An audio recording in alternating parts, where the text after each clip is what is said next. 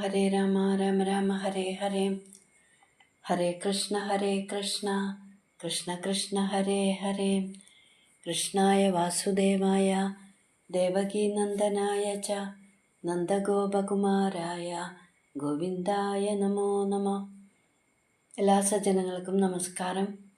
ഇന്ന് 41, 42 ദശകങ്ങൾ നോക്കാം. ആദ്യം 41ാമത്തെ ദശകം പൂതനാദേഹവും ശ്രീകൃഷ്ണ ലീലാഹ്ലാദവും. 1ാമത്തെ ശ്ലോകം. വ്രജേശ്വര ശൗരിവജോ നിശമ്യ സമാവ്രജന്നധ്വനിഭീതചേതാം നിഷ്പിഷ്ട നിശേഷതരും നിരീക്ഷ്യ കഞ്ചിത് പദാർത്ഥം ശരണം ഗതസ്ത്വാം. പദമുറിച്ച് പറയാം. വ്രജേശ്വരഃ ശൗരിവചഃ നിശമ്യ സമാവ്രജൻ അധ്വനി ഭീതചേതാഃ നിഷ്പിഷ്ട നിശേഷ തരും നിരീക്ഷ്യ കഞ്ചിത് പദാർത്ഥം ശരണം ഗതഃ ത്വം.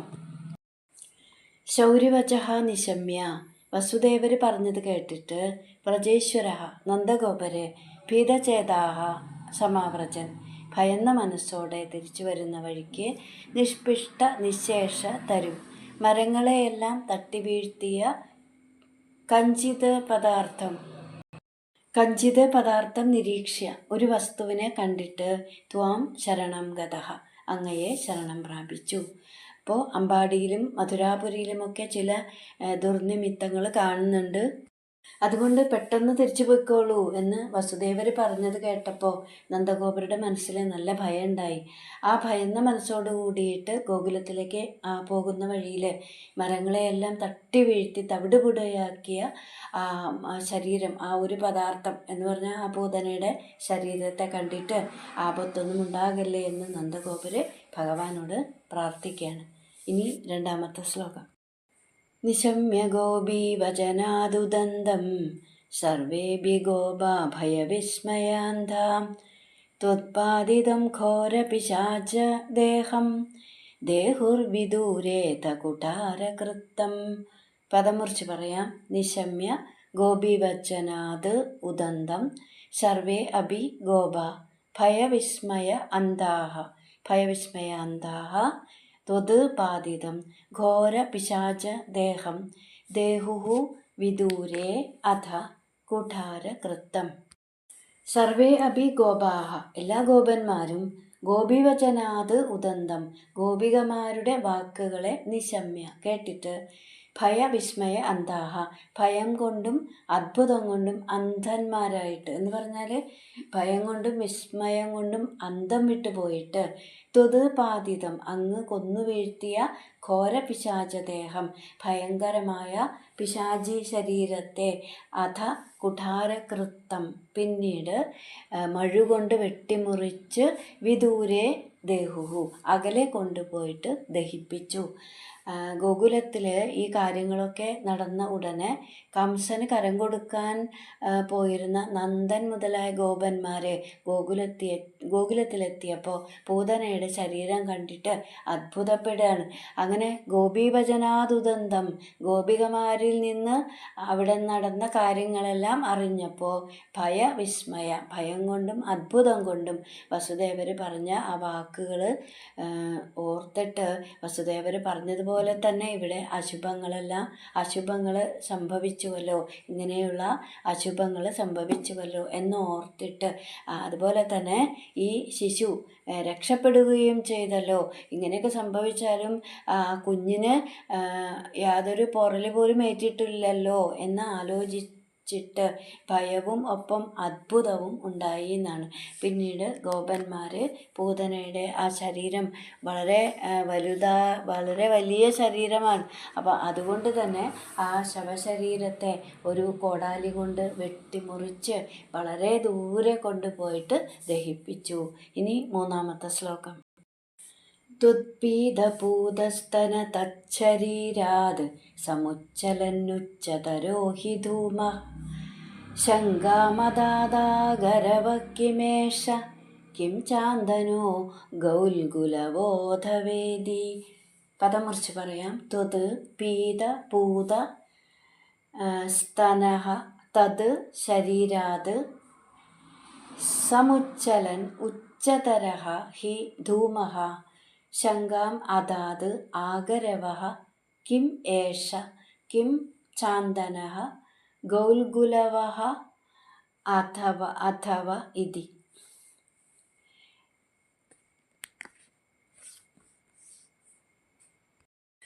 ത്വത് പീത പൂതസ്തന തത് ശരീരാത്. അങ്ങ് കുടിച്ചിട്ട് പരിശുദ്ധമായി തീർന്ന സ്തനങ്ങളോട് കൂടിയ ആ ശരീരത്തിൽ നിന്ന് സമുച്ചലൻ ഉച്ചതരഹ ധാരാളമായി പുറപ്പെട്ട ഉച്ചതരഹ വളരെ ഉയരത്തിൽ പൊങ്ങിയ ധൂമഹ ഹി പുകയാകട്ടെ ഏഷഹ ആഗരവഹ കിം ഇത് അഗരുവിൻ്റേതാണോ ചാന്ദനഹ കിം ചന്ദനത്തിൻ്റേതാണോ അഥവാ ഗൗൽഗുലവഹ അതല്ലെങ്കിൽ ഗുൽഗുലുവിൻ്റേതാണോ ഇതി ശങ്കാം അതാത് എന്നിങ്ങനെയുള്ള സംശയത്തെ ഉളവാക്കി എന്ന് പറയുമ്പോൾ ആ പൂതനയുടെ ശരീരത്തെ മഴുകൊണ്ട് വെട്ടിനുറക്കി കത്തിച്ചപ്പോൾ ആ ശരീരത്തിൽ നിന്ന് വളരെ ഉയരത്തിൽ പൊങ്ങി വന്ന ആ പുകയിൽ നിന്ന് വന്ന ആ സുഗന്ധം അനുഭവിച്ചിട്ട് ആ സുഗന്ധത്തെ അനുഭവിച്ചറിഞ്ഞ പ്രജവാസികൾ ഇതെന്തൊരു സുഗന്ധമാണ്, ഇതെവിടെ നിന്നാണ് വരുന്നത്? ഒരാൾ പറഞ്ഞു ഇത് അഗരുവിൻ്റെ ഗന്ധമാണ്. അപ്പോൾ വേറൊരാൾ പറയുകയാണ് ഏയ് അഗരുവിന് ഇത്രയ്ക്കൊന്നും സുഗന്ധമില്ല, ചന്ദനത്തിൻ്റെ ഗന്ധമല്ലേ ഇത്? വേറൊരാൾ ചോദിക്കുകയാണ് ഏയ് ചന്ദനത്തിൻ്റേതൊന്നുമല്ല. അപ്പോൾ പിന്നെ ഗുൽഗുലുവിൻ്റേതാണോ? അപ്പോൾ വേറൊരാൾക്ക് സംശയം. അപ്പോൾ ഏയ് അതിനൊന്നും ഇത്രയ്ക്ക് സുഗന്ധമൊന്നുമില്ലല്ലോ. അപ്പോൾ അങ്ങനെയൊക്കെ അവർ സംശയിച്ചു എന്ന് പറയാണ്. ഇനി 4ാമത്തെ ശ്ലോകം. മദംഗസംഗസ്യ ഫലം ന ദൂരേ ക്ഷണേന താവദ്ഭവതാമപി സ്യാത് ഇത്യുല്ലഭൻ വല്ലവതല്ലജേഭ്യസ്ത്വം പൂതനാമാദനുതാ സുഗന്ധിം.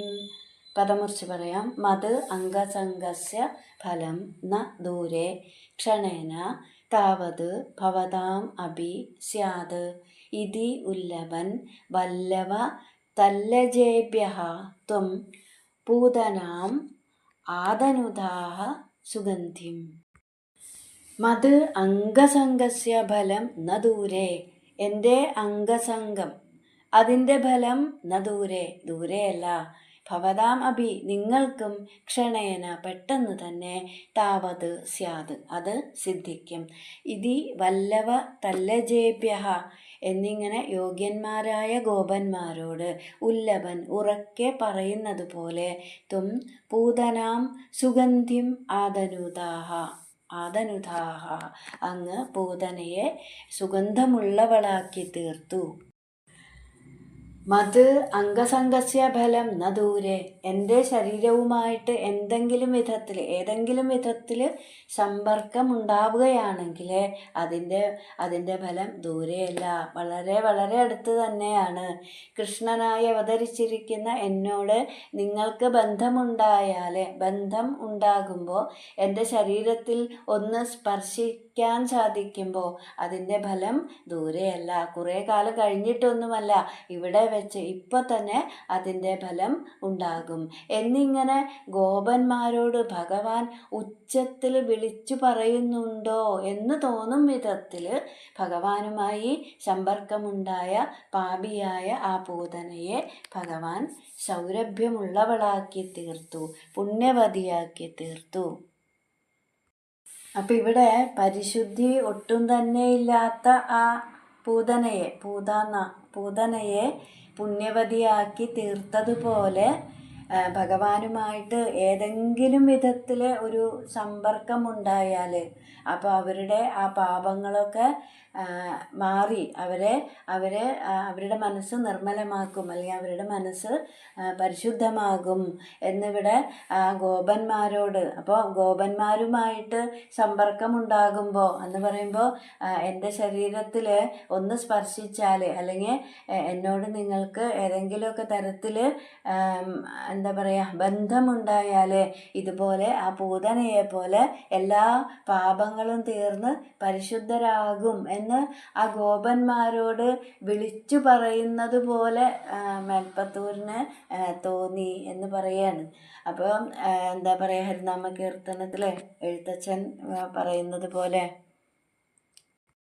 ഉള്ളിൽ കനത്ത മതമാത്സര്യമെന്നിവകളുള്ളൊരു കാലം ഉടനെന്നാകിലും മനസ്സിൽ ചൊല്ലുന്നതാരു തിരുനാമങ്ങളെന്നവനു നല്ലു ഗതിക്കു വഴി നാരായണായ നമഃ.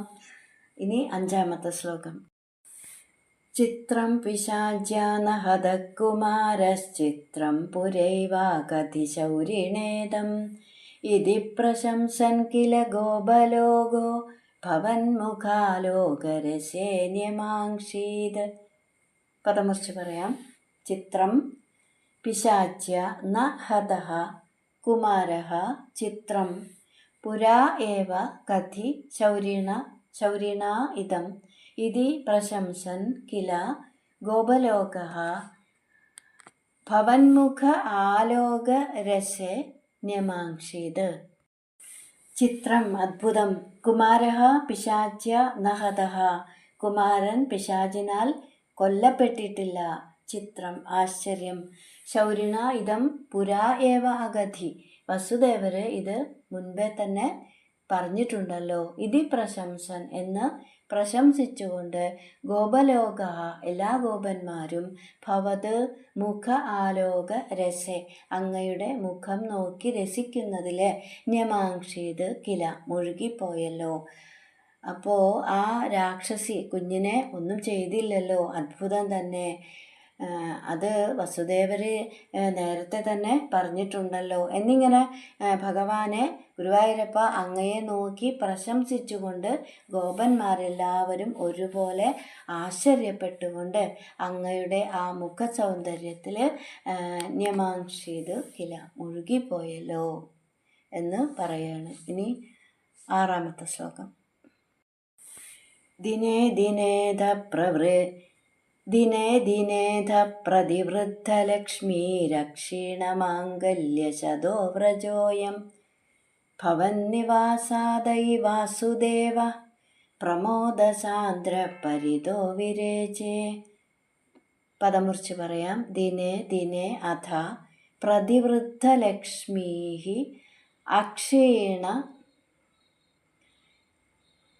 അക്ഷീണമാംഗല്യശതഃ വ്രജഃ അയം ഭവത് നിവാസാത് അയി വാസുദേവ പ്രമോദസാന്ദ്രഃ പരിതഃ വിരേചേ.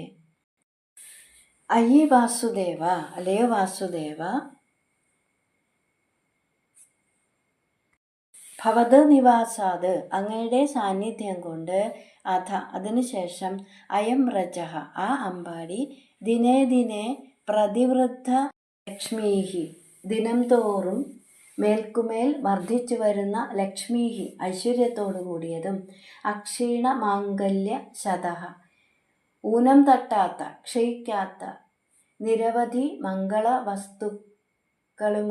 വസ്തുക്കളുള്ളതായിട്ട്, പരിതഃ ചുറ്റും, പ്രമോദസാന്ദ്രം പരമാനന്ദമുള്ളതായിട്ട് വിളങ്ങി എന്ന് പറയുമ്പോൾ ഈ ശ്ലോകത്തിൽ മേൽപ്പത്തൂര് പറയാണ്, ഭഗവാനെ അങ്ങയുടെ സാന്നിധ്യം കൊണ്ട് ആ അമ്പാടിയിൽ ദിവസം തോറും മേൽക്കുമേൽ ഐശ്വര്യം വർദ്ധിച്ചു വന്നു.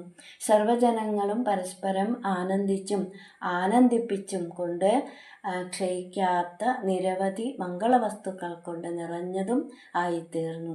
അങ്ങനെ ചുറ്റും തികഞ്ഞ പരമാനന്ദത്തെ ഉളവാക്കുന്നതായിട്ട് ആ അമ്പാടി തിളങ്ങി വിളങ്ങി.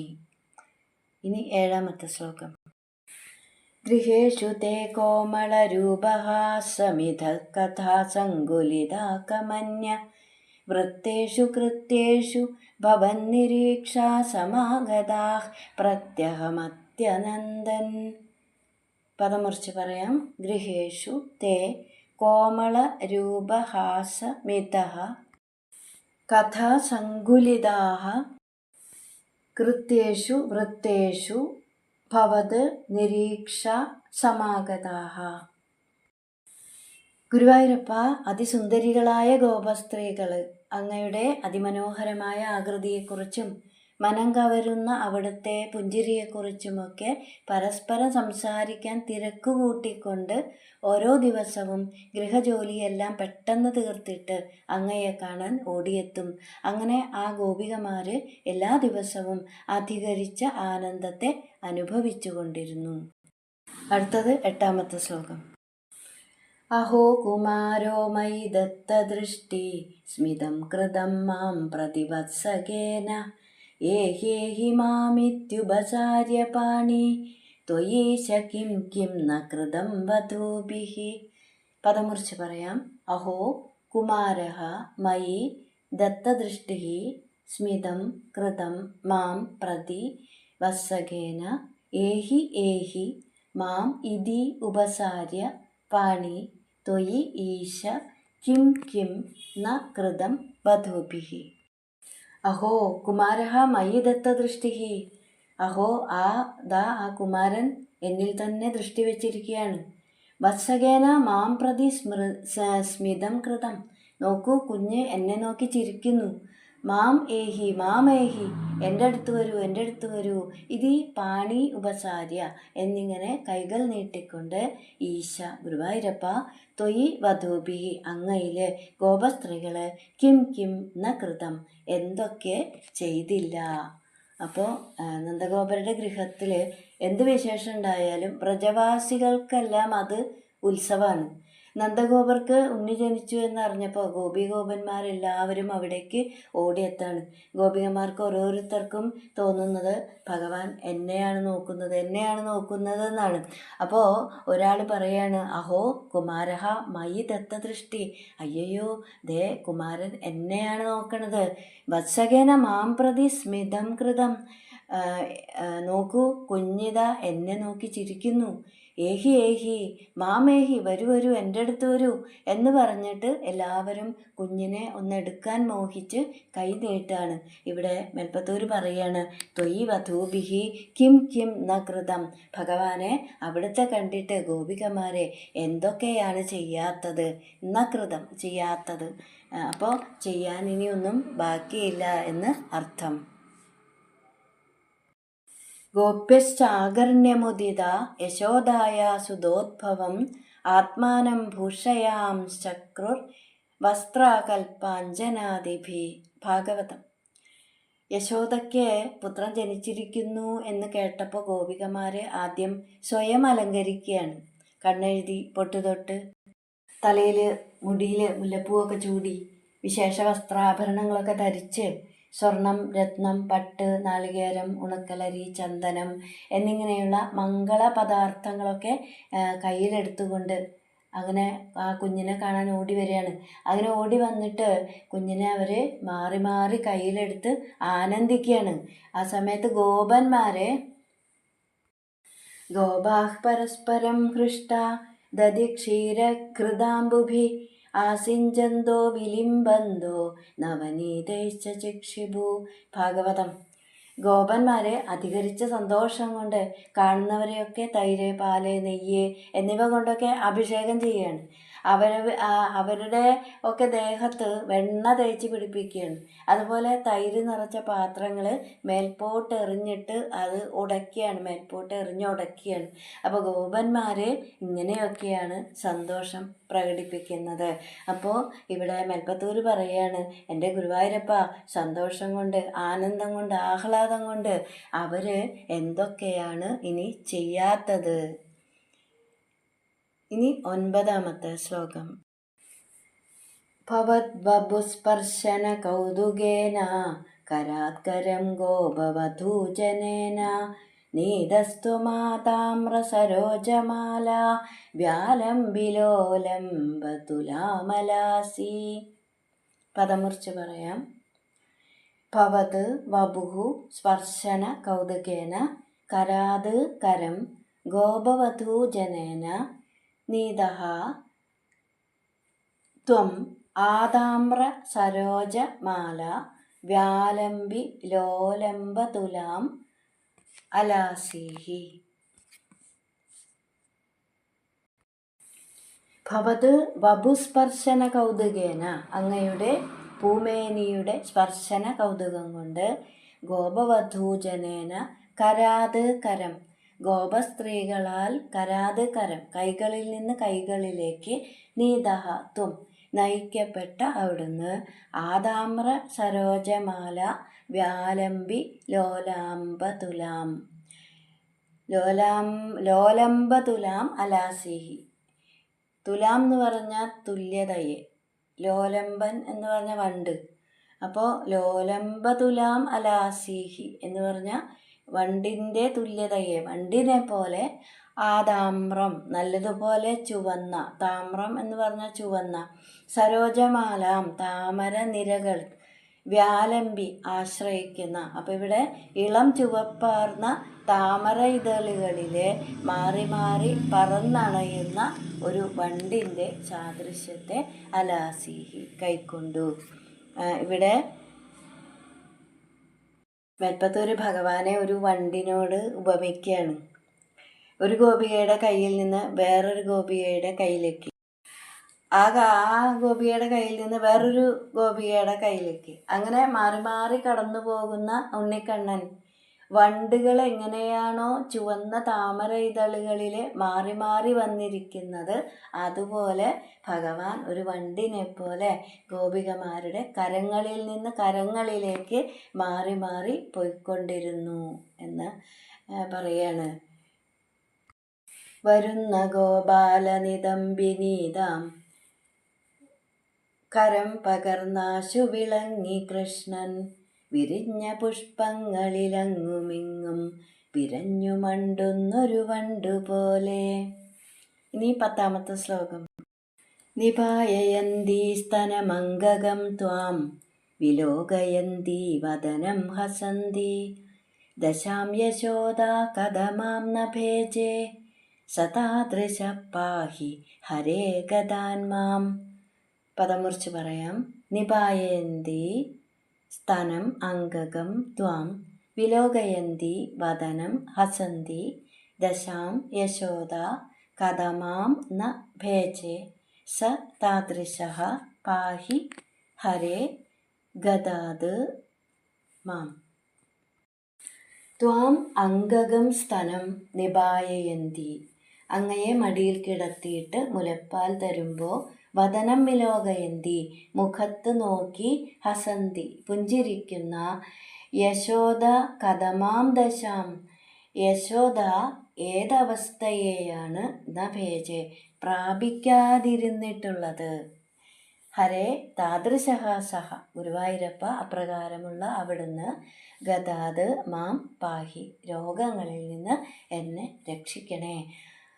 അപ്പോൾ മേൽപ്പത്തൂർ പറയാണ്, ഭഗവാനെ ഗുരുവായൂരപ്പ അങ്ങയെ മടിയിലിരുത്തി മുലപ്പാലൂട്ടുമ്പോൾ അങ്ങയുടെ തിരുമുഖത്ത് നോക്കി പുഞ്ചിരിക്കുന്ന യശോദ കഥമാം ദശാം ന ഭേജേ ഏതൊരവസ്ഥയെയാണ് പ്രാപിക്കാതിരുന്നിട്ടുള്ളത് എന്ന് പറയുമ്പോൾ ആനന്ദ പാരവശ്യത്തിൻ്റെതായ ഒരവസ്ഥ, ഒരനുഭൂതി അല്ലേ, ഈശ്വരാനുഭവം. അത് വാക്കുകൾ കൊണ്ട് വർണ്ണിക്കാനോ അക്ഷരങ്ങളെ കൊണ്ട് അടയാളപ്പെടുത്താനോ സാധിക്കില്ല. ആ അനുഭൂതി, ആ ഈശ്വരാനുഭവം അത് അനുഭവിച്ച് തന്നെ അറിയേണ്ടതാണ്.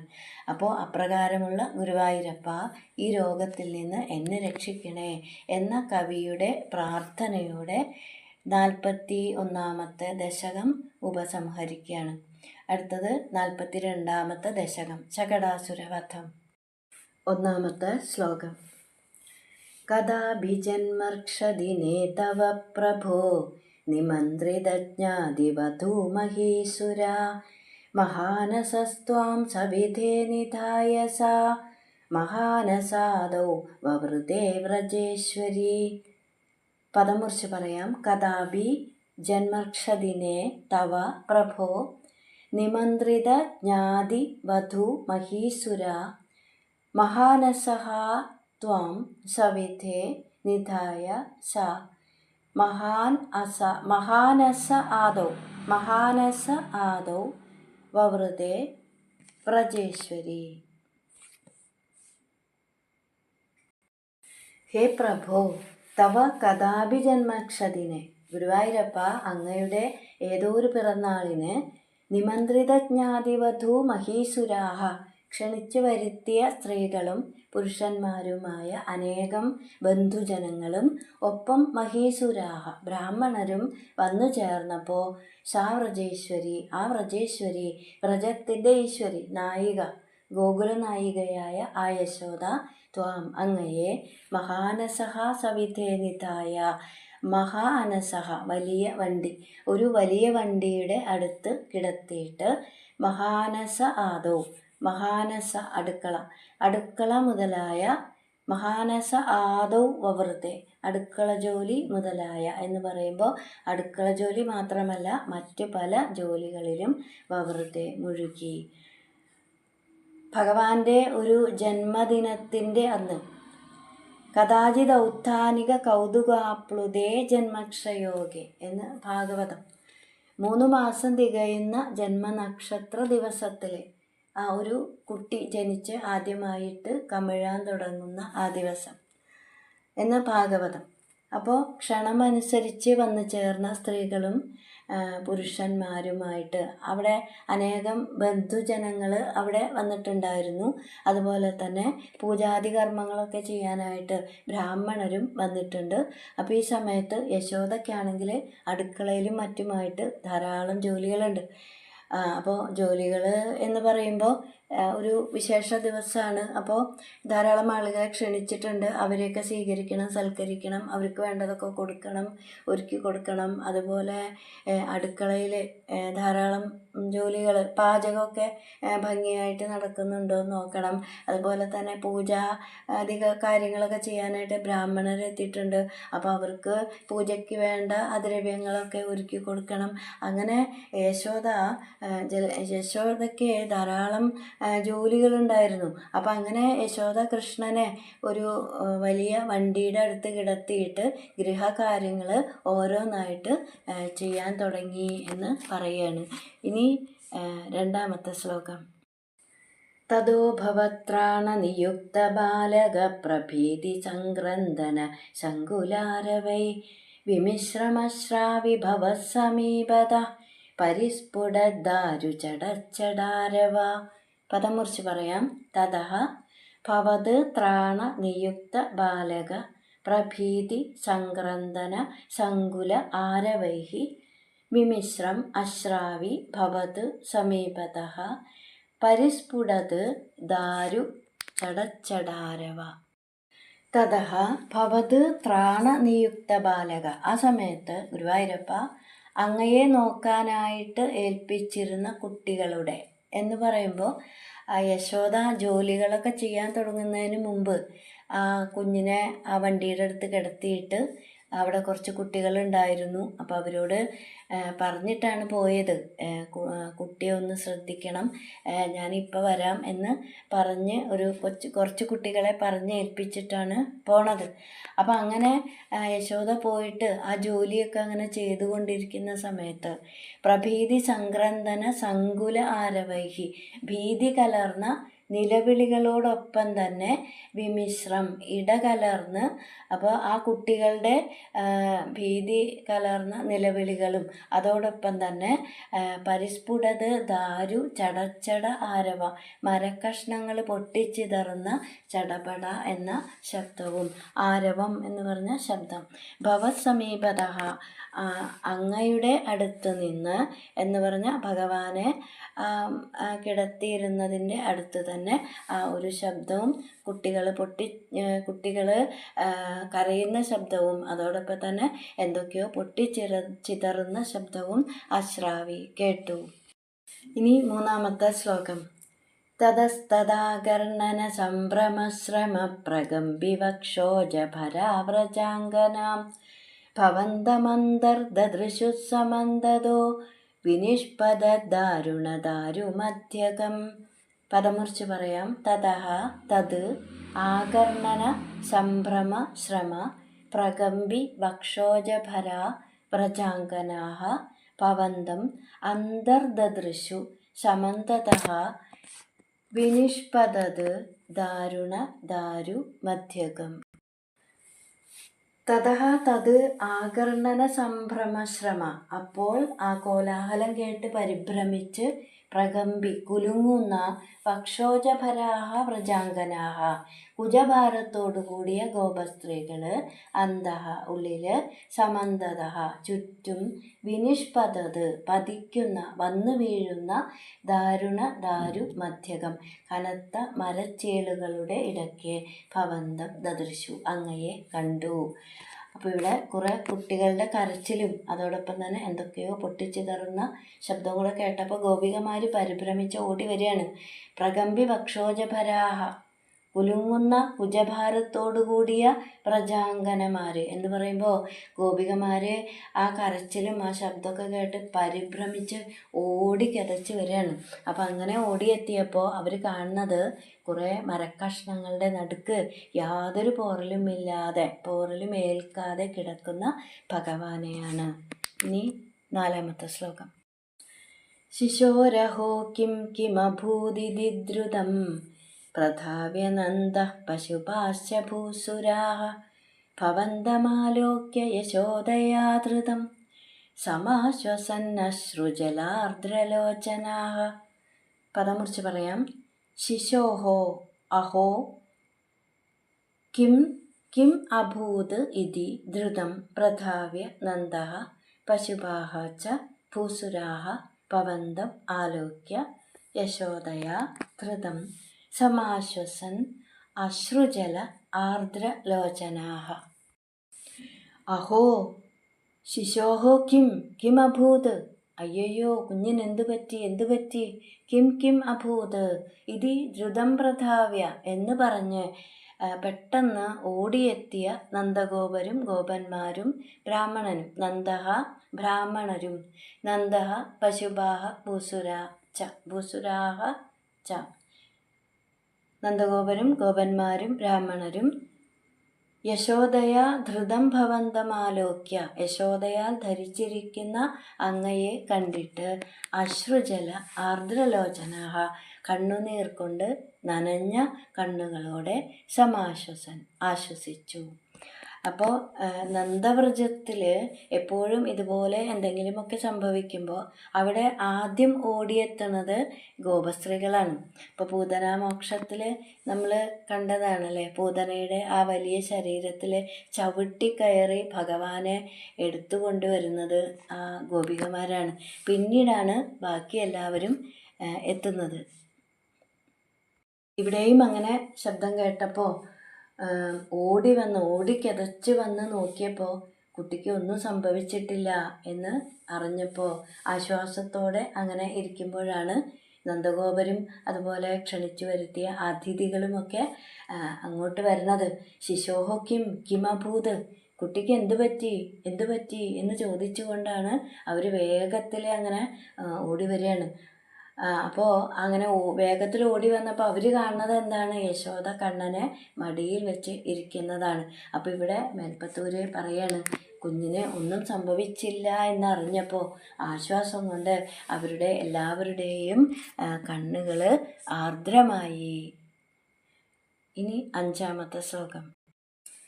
കസ്കോ नु കൗദസ്കുത ഏഷ വിസ്മയോ വിശങ്കടം യച്ഛകടം വിപാടിതം ന കാരണം കിഞ്ചിദിഹേതി തേ സ്ഥിതാ സ്വനാസികാ ദത്തകരാസ്ത്വദീക്ഷകാഃ.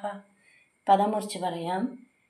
കസ്കോ എന്ന് പറഞ്ഞാൽ കഹ 2 കഹ കൂടിച്ചേരുമ്പോഴാണ് കസ്കോ. അതുപോലെ കുതഹ 2 കുതഹ കൂടിച്ചേരുമ്പോഴാണ് കൗദസ്കുത. കസ്കോ नु കൗദസ്കുത ഏഷ വിസ്മയഃ വിസങ്കടം യത് ശകടം വിപാടിതം ന കാരണം കിഞ്ചിത് ഇഹ ഇതി തേ സ്ഥിതാഃ സ്വനാസികാ ദത്തകരാഃ ത്വത് ഈക്ഷകാഃ. ഏഷ വിസ്മയഃ, ഇതെന്തൊരു അത്ഭുതം. കഹ കസ്കനു, ഇതെങ്ങനെ സംഭവിച്ചു, ഇതെന്താണ്. കുതഹ ഇതെവിടുന്ന് വന്നു. വിശങ്കടം ശകടം വിപാടിതം, ഈ വണ്ടി ആകെ തകർന്നിരിക്കുന്നുവല്ലോ. യത് ഇഹ കിഞ്ചിത് കാരണമെന്ന, ഇതിനിവിടെ ഒരു കാരണവും കാണാനുമില്ല. ഇതി എന്നിങ്ങനെ സ്വനാസികാദത്തകരാഹ മൂക്കത്ത് വിരൽ വെച്ചുകൊണ്ട് തേ അവര് ത്വത് ഇക്ഷകാഹ ഭഗവാനെ അവിടുത്തെ തന്നെ നോക്കിക്കൊണ്ട് സ്ഥിതാഹ നിന്നുപോയി. അപ്പോൾ കുട്ടിയെ നോക്കിക്കൊണ്ട് അങ്ങനെ നിൽക്കാനല്ലാതെ അവർക്ക് ഒന്നിനും കഴിഞ്ഞില്ല എന്നാണ്, ആ ഭയം കൊണ്ടും പരിഭ്രമം കൊണ്ടുമൊക്കെ. അപ്പോൾ ഇത്രയും വലിയ ഒരു വണ്ടി ഇങ്ങനെ പൊട്ടിത്തെറിച്ചിട്ട് ഇതിൻ്റെ അടിയിൽ കിടന്ന, ആ വണ്ടിയുടെ അടുത്ത് കിടന്ന ഈ കുഞ്ഞിന് ഒന്നും പറ്റിയില്ല എന്നറിഞ്ഞപ്പോൾ എല്ലാവരും ചോദിക്കുകയാണ്, ഇത് എന്തൊരു അത്ഭുതമാണ്, ഇപ്പോൾ ഇതെങ്ങനെയാണ് ഇവിടെ വന്നത്, ഇത് എവിടുന്നാണ് വന്നത്,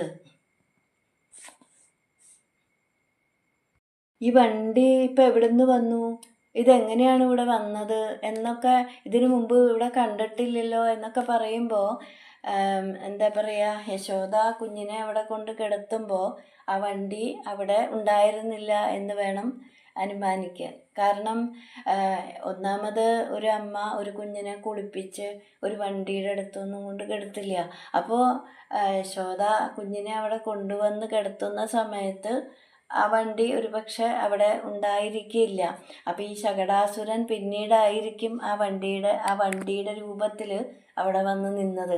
അപ്പോൾ ഈ ഗോപികമാർ ചോദിക്കുകയാണ്, ഈ വണ്ടി ഇതിന് മുമ്പ് ഈ വണ്ടി ഇവിടെ കണ്ടിട്ടില്ലല്ലോ, ഇതിപ്പോൾ എവിടുന്ന് വന്നു, എങ്ങനെ വന്നു എന്നൊക്കെ അവർ ചോദിക്കുകയാണ്.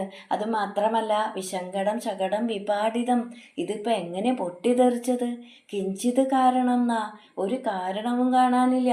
ഇത്ര വലിയൊരു വണ്ടി ഇങ്ങനെ പൊട്ടിത്തെറിക്കണമെങ്കിൽ എന്തെങ്കിലുമൊക്കെ ഒരു കാരണം വേണ്ടേ, ഇവിടെ ഒരു കാരണവും കാണാനില്ല എന്നിങ്ങനെ പറഞ്ഞുകൊണ്ട് ഭഗവാനെ ഗുരുവായൂരപ്പ അങ്ങയെ തന്നെ നോക്കിക്കൊണ്ട് അവരങ്ങനെ നിൽക്കുകയാണ്. ഇനി 6ാമത്തെ ശ്ലോകം. കുമാരകസ്യാസ്യ പയോധരാർത്ഥിന പ്രരോദനേ ലോലപദാംബുജാഹതം മയാ ദൃഷ്ടമനോവിപര്യഗാദിതീശത്തെ പാലക ബാലകാ ജഗു. പദമുറിച്ച് പറയാം. കുമാരകസ്യ അസ്യ പയോധര അർത്ഥിനഃ പ്രരോദനേ ലോലപദാംബുജാഹതം മയാ ദൃഷ്ടം അനഹ വിപര്യഗാത് ഇതീശ തേ പാലക ബാലക ജഗുഹു. ഹേ ഈശ ഗുരുവായൂരപ്പ, തേ പാലക ബാലകാഹ അങ്ങയെ നോക്കാൻ ഏൽപ്പിച്ചിരുന്ന കുട്ടികൾ പയോധരാർത്ഥിനഃ അസ്യ കുമാരകസ്യ എന്ന് പറയുമ്പോൾ മുലപ്പാലിന് വേണ്ടി കരയുന്ന ഈ കുമാരൻ്റെ ലോലപദാംബുജാഹതം കുഞ്ഞിക്കാലുകൾ കൊണ്ട് ഒന്ന് തട്ടിയപ്പോൾ അനഹ വിപര്യകാത് വണ്ടി മറഞ്ഞു. മയാ ദൃഷ്ടം എന്നാൽ കാണപ്പെട്ടു എന്ന് പറഞ്ഞാൽ ഞാൻ കണ്ടു ഇതി ജഗുഹു എന്ന് ആ കുട്ടികൾ പറഞ്ഞു. അപ്പം ഇവിടെ യശോദ അടുക്കള ജോലിക്കും മറ്റുമായി പോകുന്ന സമയത്ത് ആ കുട്ടികളോട് പറഞ്ഞിട്ടാണല്ലോ പോയത്. അപ്പോൾ ആ കുട്ടികൾ അവിടെ ഉണ്ടായിരുന്നു. അപ്പോൾ ആ കുട്ടികളെ അവരാരും ശ്രദ്ധിക്കണില്ല, അവരോട് ആരും ഒന്നും ചോദിച്ചിട്ടുമില്ല. എന്നാലും ഈ മുതിർന്നവരുടെ ആ സംസാരം കേട്ടപ്പോൾ ആ കുട്ടികൾ പറഞ്ഞു, ഈ കുഞ്ഞ് ഉണർന്ന് മുലപ്പാലിന് വേണ്ടി കൈക്കാൽ കുടഞ്ഞ് കരഞ്ഞപ്പോൾ ആ കുഞ്ഞിക്കാല് ആ വണ്ടിയിലൊന്ന് തട്ടി, വണ്ടി മറഞ്ഞു. മയാ ദൃഷ്ടം ഞാൻ കണ്ടതാണ് എന്നിങ്ങനെ ആ കുട്ടികൾ ഓരോരുത്തരും ഉറപ്പിച്ച് പറയാണ്. ഇനി 7ാമത്തെ ശ്ലോകം. ഭിയാ തഥാ കിഞ്ചിദജാനതാമിദം കുമാരഗാണാമതിദുർഘടം വച ഭവത്പ്രഭാവാ വിദുരൈരിദീരിതം മനാഗിവാശങ്ക്യത ദൃഷ്ടപൂതനൈഃ. പദമുറിച്ച് പറയാം. ഭിയാ തഥാ കിഞ്ചിത് അജാനതാം ഇദം കുമാരഗാണാം അതിദുർഘടം വചഃ ഭവത് പ്രഭാവ അവിദുരൈഃ ഭവത്പ്രഭാവ അവിദുരൈഃ ഈരിതം മനാഗ് ഇവ ആശങ്ക്യത ദൃഷ്ടപൂതനൈഃ. തഥാ ഭിയാ കിഞ്ചിത് അജാനതാം, അപ്പോൾ ഭയന്ന ഒന്നുമറിയാത്ത കുമാരകാണാം ഇതം വചഃ അതിദുർഘടം. കുട്ടികളുടെ ഈ വാക്ക് വിശ്വസിക്കാൻ സാധിക്കില്ല. ഇത് ഭവത്പ്രഭാവവും അവിദുരൈഹി ഈരിതം എന്ന് അങ്ങയുടെ പ്രഭാവത്തെക്കുറിച്ച് ഒന്നുമറിയാത്ത ചിലർ പറഞ്ഞു. ദൃഷ്ടഭൂതനേഹി പൂതനാമോക്ഷം കണ്ടിട്ടുള്ളവര് മനാക്കിവ കുറച്ചെങ്കിലും ആശങ്ക്യത സംശയിക്കാതിരുന്നില്ല. അപ്പോൾ പിള്ള മനസ്സിൽ കള്ളമില്ല എന്ന യാഥാർത്ഥ്യം ഇവിടെ ഉറപ്പിക്കുകയാണ്. കുട്ടികൾ അങ്ങനെ ഉറപ്പിച്ചു പറഞ്ഞപ്പോൾ ചിലർ പറഞ്ഞു, അവർ കുട്ടികളല്ലേ, ഒന്നാമത് അവർ ഭയന്നിരിക്കുകയാണ്. അതുമാത്രമല്ല, അവർക്ക് എന്തറിയാം, കുട്ടികൾ പറയുന്നതൊന്നും വിശ്വസിക്കാൻ പറ്റില്ല. അപ്പോൾ മൽപ്പത്തൂർ പറയാണ്, ഗുരുവായൂരപ്പ, അങ്ങയെക്കുറിച്ച് ഒന്നും അറിയാത്ത ചില ആളുകൾ അങ്ങനെ പറഞ്ഞപ്പോൾ പൂതന വന്ന് ഇവിടെ ഉണ്ടാക്കിയ കോലാഹലങ്ങളെല്ലാം കണ്ടും കേട്ടും അറിഞ്ഞ ചിലർ പറഞ്ഞു കുട്ടികൾ പറയുന്നതും ശരിയായിരിക്കാം. ഇനി 8ാമത്തെ ശ്ലോകം. പ്രവാളതാമ്രം കിമിദം പദം ക്ഷതം സരോജരമ്യൗ नु करौ विरोजितौ इति प्रसर्पत्करुणातरङ्गितास्त्वदङ्गमाभस्पृशुरङ्गनाजना. പദമുറിച്ച് പറയാം. പ്രവാളതാമ്രം കിം ഇദം പദം ക്ഷതം സരോജരമ്യൗ नु करौ विरोजितौ इति പ്രസർപ്പത് കരുണാതരംഗിതാഃ ത്വത് അംഗം ആപസ്പൃശു അംഗനാജനാഃ.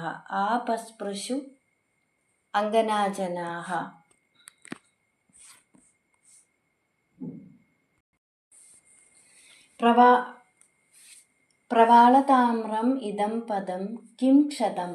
തളിരുപോലെ ചുവന്ന ഈ കുഞ്ഞിക്കാല് മുറിഞ്ഞിട്ടുണ്ടോ? സരോജരമ്യൗ കരൗ വിരോചിതൗ नु ചെന്താമര പോലെ മൃദുവായ ഈ കൈകൾ വേദനിച്ചുവോ? ഇതി പ്രസർപ്പത് കരുണാതരംഗിത എന്നിങ്ങനെ അണപൊട്ടിയൊഴുകുന്ന വാത്സല്യത്തോടെ അംഗനാജനാഹ ഗോപസ്ത്രീകൾ ത്വത് അംഗം അങ്ങയുടെ ഓരോ അംഗങ്ങളിലും ആപസ്പൃശു തൊട്ട് തലോടാണ്.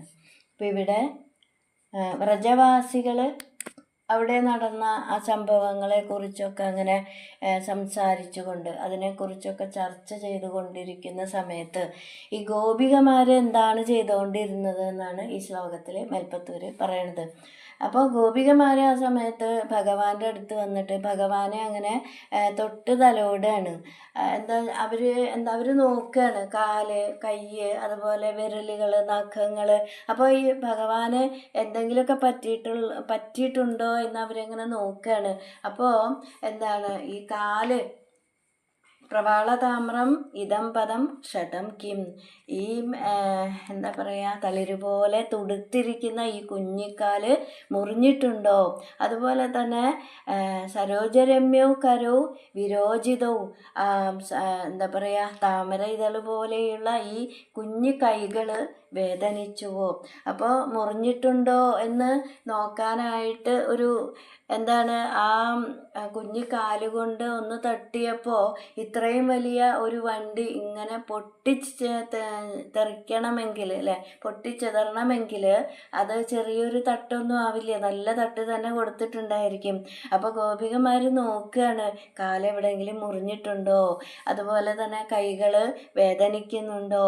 അപ്പോൾ അങ്ങനെ ഒതുക്കിയാൽ ഒതുങ്ങാത്ത ഒഴുകുന്ന ആ വാത്സല്യത്തോടെ അങ്ങനെ ഗോപസ്ത്രീകൾ ആ ഭഗവാന്റെ അംഗങ്ങൾ ഓരോന്നായിട്ട് അങ്ങനെ തൊട്ട് തലോടി നോക്കുകയാണ് അവർ.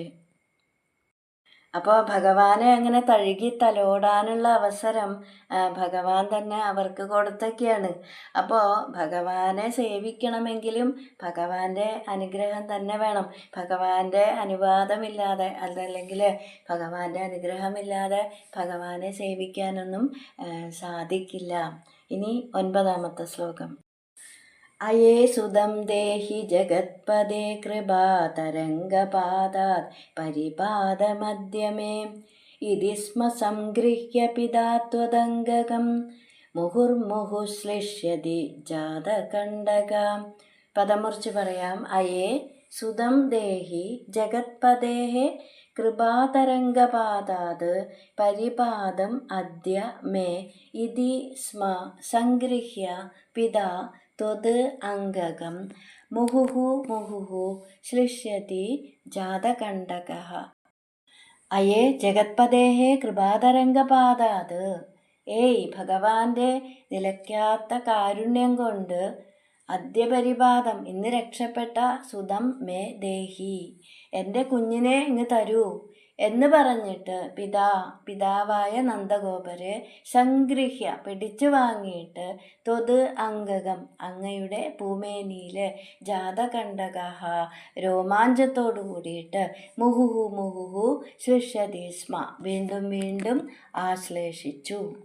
അപ്പോൾ ആ ഗോപികമാര് അങ്ങനെ ഭഗവാനെ അങ്ങനെ തൊട്ട് തലോടിക്കൊണ്ടിരിക്കുമ്പോൾ അവിടെ നന്ദഗോപുര് വരികയാണ്. നന്ദഗോപുര് വന്നിട്ട് ജഗത്പദേഃ കൃപാതരംഗപാദാത് അദ്യ പരിപാദം സുതം മേ ദേഹി എന്ന് പറയാണ്. എന്ന് പറഞ്ഞാൽ ഇന്ന് രക്ഷപ്പെട്ട ഭഗവാന്റെ കാരുണ്യം ഒന്നുകൊണ്ട് മാത്രം ഇന്ന് രക്ഷപ്പെട്ട എൻ്റെ കുഞ്ഞിനെ ഇന്ന് രക്ഷപ്പെട്ട എന്ന് പറയുമ്പോൾ ഇത്രയും വലിയ ഒരു സംഭവം ഉണ്ടായിട്ട് ഈ കുഞ്ഞിനെ ഒന്നും പറ്റിയിട്ടില്ലെങ്കിൽ അത് ഭഗവാന്റെ കാരുണ്യം ഒന്നു മാത്രമാണ്. അപ്പം അങ്ങനെ രക്ഷപ്പെട്ട എൻ്റെ കുഞ്ഞിനെ ഇങ്ങോട്ട് തരൂ എന്ന് പറഞ്ഞിട്ട് പിടിച്ചു വാങ്ങി എന്നാണ്. ഇതി സംഗൃഹ്യ പിടിച്ചു വാങ്ങിയിട്ട് ഭഗവാനെ അവിടുത്തെ ആ പൂമേനിയിലെ രോമാഞ്ചത്തോടുകൂടി വീണ്ടും വീണ്ടും കെട്ടിപ്പുണർന്നു. ഇനി 10ാമത്തെ ശ്ലോകം. അനോ നിലീന കില ഹന്തുമാഗദാസുരാരിരേവം ഭവതാ വിഹിംസിത രജോബിനോ ദൃഷ്ടമമുഷ്യ തത്കഥം സശുദ്ധസത്വേ ത്വയി ലീനവാൻ ധ്രുവം. പദമുറിച്ച് പറയാം. അനോ നിലീനഃ കില ഹന്തും ആഗതഃ സുരാരിഃ ഏവം ഭവതാ വിഹിംസിതഃ രജഃ അഭി നോ ദൃഷ്ടം അമുഷ്യ തത് കഥം സ ശുദ്ധസത്വേ ത്വയി ലീനവാൻ ധ്രുവം. അനോനിലീനഃ ഹന്തും ആഗതഃ വണ്ടിയിൽ മറഞ്ഞിരുന്ന് കൊല്ലാനായിട്ട് വന്ന സുരാരി അസുരനെ ഭവത ഏവം വിഹിംസിതഃ കില അങ്ങയാൽ ഇപ്രകാരം കൊന്നുവല്ലോ. അമുഷ്യ രജഃ അഭി ന ദൃഷ്ടം അവൻ്റെ പൊടി പോലും കാണാനില്ല. തത് കഥം അതെങ്ങനെ ധ്രുവം തീർച്ചയായും സഹ ശുദ്ധസത്വേ ത്വയി ലീനവാൻ അവൻ ശുദ്ധസത്വസ്വരൂപനായ അങ്ങയിൽ തീർച്ചയായിട്ടും ലയിച്ചിരിക്കും. ഗുരുവായൂരപ്പ, ഒരു വണ്ടിയിൽ മറഞ്ഞിരുന്ന അങ്ങയെ വധിക്കാൻ വന്ന ആ അസുരനെ അങ്ങ് തന്നെ വധിച്ചുവല്ലോ. മെൽപ്പത്തൂര് ചോദിക്കുകയാണ് ഗുരുവായൂരപ്പനോട്. എന്നാൽ അവൻ്റെ പൊടി പോലും കാണാനില്ല, അതെങ്ങനെ സംഭവിച്ചു? നേരത്തെ പൂതന മോക്ഷത്തിൻ്റെ സമയത്ത് പൂതനയെ വധിച്ച സമയത്ത് പൂതനയുടെ ആ വലിയ ശരീരം അവിടെ ഉണ്ടായിരുന്നു.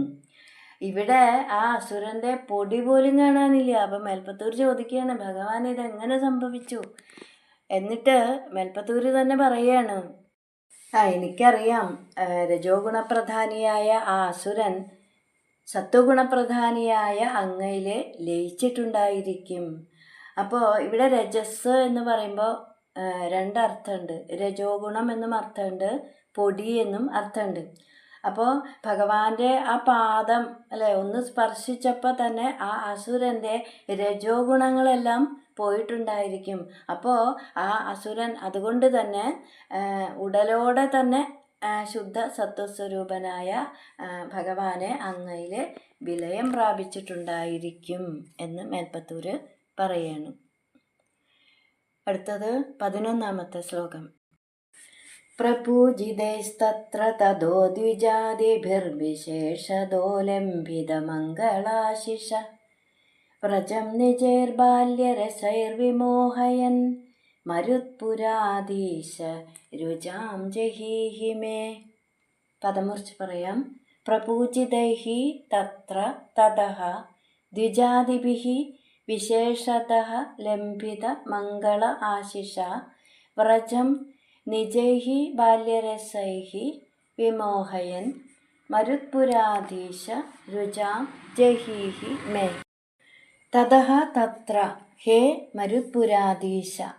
അനന്തരം അമ്പാടിയിൽ ഗുരുവായൂരപ്പ ആ പിറന്നാൾ ദിവസം ക്ഷണിച്ചു വരുത്തിയ ബ്രാഹ്മണരാൽ പൂജിക്കപ്പെട്ടു. പ്രപൂജിതൈഃ ദ്വിജാതിഭിഃ വിശേഷതഃ ലംഘിത മംഗളാശിഷഃ. ബ്രാഹ്മണരെ കൊണ്ട്, ആ ക്ഷണിച്ചു വരുത്തിയ ബ്രാഹ്മണരെ കൊണ്ട് പ്രത്യേക പൂജാദികൾ ചെയ്യിച്ചു. നിജൈഃ ബാല്യരസൈഃ വ്രജം വിമോഹയൻ. തൻ്റെ ബാല്യക്രീഡാരസം കൊണ്ട് വ്രജത്തെ മോഹിപ്പിച്ചുകൊണ്ട് ത്വം മേ രുചാം ജഹീഹി, അവിടുന്ന് എൻ്റെ രോഗങ്ങളെ നീക്കിത്തരണേ. അപ്പോൾ അനന്തരം അമ്പാടിയിൽ ആ പിറന്നാൾ ദിനത്തിലെ ആപത്തുക്കളെ നീക്കാനായിട്ട് ബ്രാഹ്മണരെ കൊണ്ട് പ്രത്യേകം പൂജാദികളൊക്കെ ചെയ്യിച്ചു. ആ ബ്രാഹ്മണരെ പിന്നീട് ഭഗവാനെ അനുഗ്രഹിച്ചു. അപ്പോൾ അങ്ങനെ തൻ്റെ ബാലലീലകളെ കൊണ്ട് ഗോകുലവാസികളെ മുഴുവനും ആനന്ദത്തിലാഴ്ത്തിയ ഭഗവാനെ എൻ്റെ വേദന നീക്കിത്തരണേ എന്ന ആ മേൽപ്പത്തൂരിൻ്റെ പ്രാർത്ഥനയോട് കൂടിയിട്ട് 42ാമത്തെ ദശകം ഉപസംഹരിക്കുകയാണ്. ഹരേ കൃഷ്ണ.